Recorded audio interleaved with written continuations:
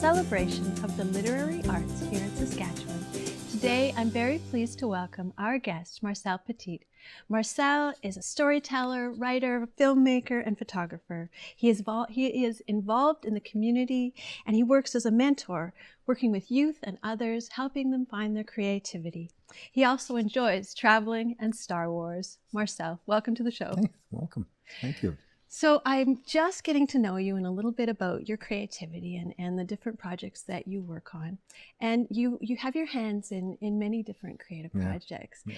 So what led you as you began to walk down this path to want to be someone who expressed themselves so creatively? It's kind of funny, and say this honestly. It started with Star Wars in 1977. Shakespeare, reading Shakespeare in my foster home in 1976 and 77, and probably about 74 or 5. I started reading books, and this was all in the foster home up by past even I think in between La Ronge and PA. There was a place called Timber Cove, and so I started reading, started picking up Shakespeare. Didn't understand a thing he was saying, but I'm going, this seems fun, and it took me away to different worlds. And then at the same time, Battlestar Galactica and Star Trek were out, and then Star Wars came, and it changed everything. I knew I wanted to be a filmmaker. I knew I wanted to be an actor. I also knew I wanted to be Han Solo. So, after that, it was probably a good 20 years in between there, where I kind of just dropped off because I had to deal with myself and my own personal stuff and issues. Is that one day I started working for now GTNT, used to be Saskatchewan Native Theatre Company. In 2003, I started working for them as the program coordinator for the Circle of Voices. And it came back to me what I wanted to be, because I wanted to be an artist. I just didn't know what I was going to be. I knew I had stories to tell. And walking in there, it changed everything, and it woke me up. I went to film school, I took acting classes, I took some writing classes, and that changed everything. And it was all from that. It was all from Shakespeare and Star Wars, and it moved everything for me. But it sat idle for a good 20 years. Wow. And so you tell your own story some of the time, but you're also really good at collecting other people's stories. So can you talk a little bit about what that means to you, being able to film people and talk to them about their own personal experiences? It was a lot of practice. And I think jokingly a few weeks back, I know we talked about this before, is the first time I sat down with a few people, I was never present. I was always trying to think, what am I going to do later? What am I going to cook? What am I going to have for groceries? And so it was a learning experience of realizing that people were coming to me with their stories, and I'm asking them for their stories. And some of the stories are pretty deep. I've interviewed close to 300-400 elders, a lot of women when it came to missing and murdered women, a lot of women that were on the streets. And I realized that I've got to make sure that I'm present. And I hope when I do the interviews, I feel that I have this way of making people at ease too, right? Even though I know that I'm this big 6'2" guy, right? Is that I'm glad that I make people feel at ease.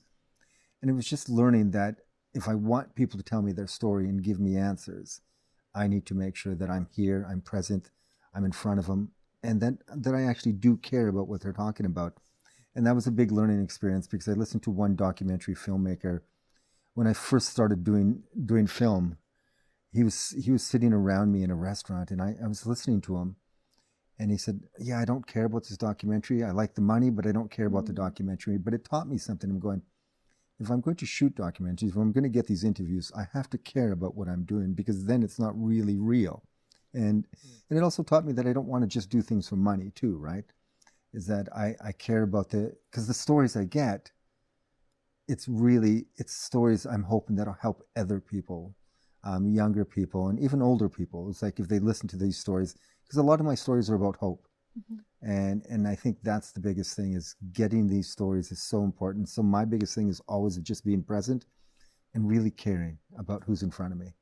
Well, and everyone has a story. Mhm. That's Oh, yeah. one of the keys that some people don't realize. And I think that, and you would understand this, that as storytellers, more important than our voices are our ears. It's listening to people and paying Exactly. attention. I think my mom would finally have been proud of me that I finally learned how to listen, right? And that I know how to listen. But as you said, it's like I love getting stories from 12-year-olds, 10-year-olds, up to the oldest I had was a 100-year-old. But getting those stories are amazing on how so similar we are, but our dreams and our hopes and our aspirations and our loves are all kind of the same, right? In different backgrounds, and there's some pretty tough stories out there too in the same breath. And you don't always have people in the frame. You've been taking photographs of places that don't have any people. Yeah. Can you talk a little bit about that?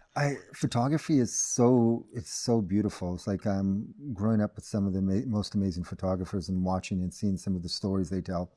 I forget the gentleman from the States who for a year followed a family around and took photos every day of this family. And it's one of the earliest things I saw of photography.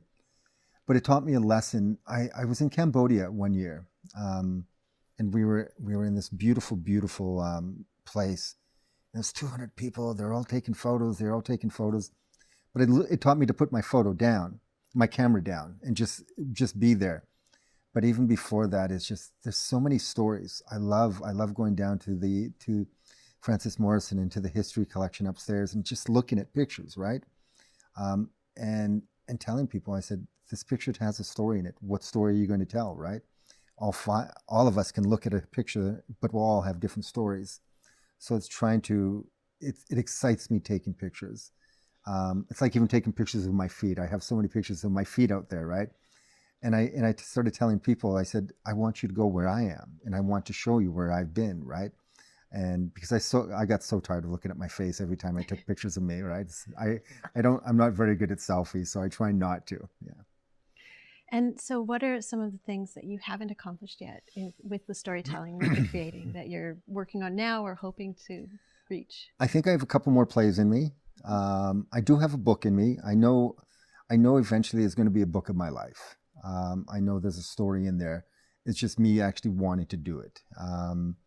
Few more films. I keep wanting to act. I keep wanting to do film. There's a lot of documentaries out there. I'm working on a couple documentaries now. I'm trying to do a TV series with, I'm going to get her name wrong. Jessica Bergman. She wrote a book from here. So I'm trying to get her first book turned into a TV series.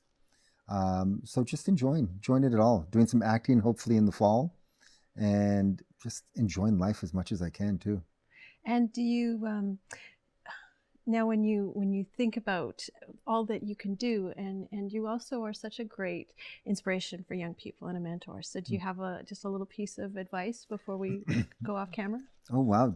I always tell people, especially when it comes to film and photography and writing, I always just tell people, do it. You don't need to go to film school. You just pick up a camera and tell me a story. I even coming here today, realizing 16, 17 years ago, I used to do camera in this building, right? And I was terrified when I walked in here. And then years later, I went to film school. And I always just tell people, just pick it up, tell me a story. That's it. Yeah. Well, thank you so much for being here today. No, thank you. Thank you. That was Marcel Petit. I'm Danica Lohr, and this has been Lit Happens. You can find past episodes on YouTube. You can contact me at danicalohr@gmail.com or find me on Facebook or Instagram. Thanks for watching.